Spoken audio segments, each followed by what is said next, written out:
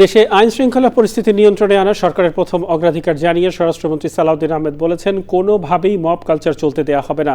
বৈধ পন্থায় অস্ত্রের লাইসেন্স দেওয়া হয়েছে কিনা তা যাচাই বাছাই করা হবে। পুলিশের কাজে কেউ হস্তক্ষেপ করতে পারবে না বলেও জানান তিনি। বিস্তারিত জানাচ্ছেন রফিকুল বাশার।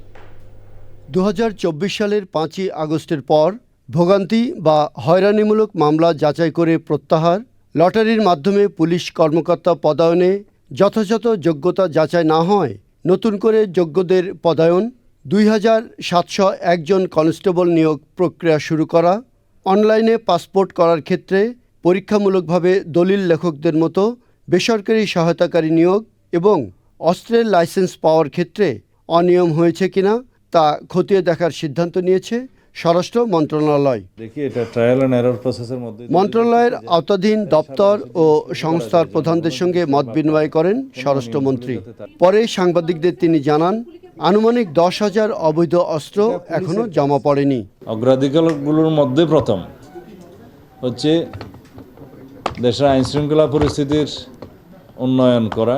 লাইসেন্স দেওয়াটা ঠিক হয় নাই, যথাযথ প্রক্রিয়া অনুসরণ করে নাই, রাজনৈতিক উদ্দেশ্যে বা বিভিন্ন অপরাধমূলক কর্মকাণ্ড করার উদ্দেশ্যে হয়তো অন্যভাবে তারা লাইসেন্স পেয়েছে রাজনৈতিক বিবেচনায়।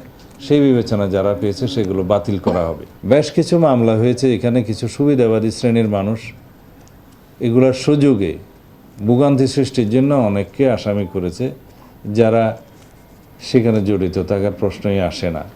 সেই জায়গায় অনেক বড় বড় ব্যবসায়ী এবং অনেক স্বনামধন্য ব্যক্তি, সমাজের বিশিষ্ট ব্যক্তিদেরকে ওইরকম আসামি করা হয়েছে।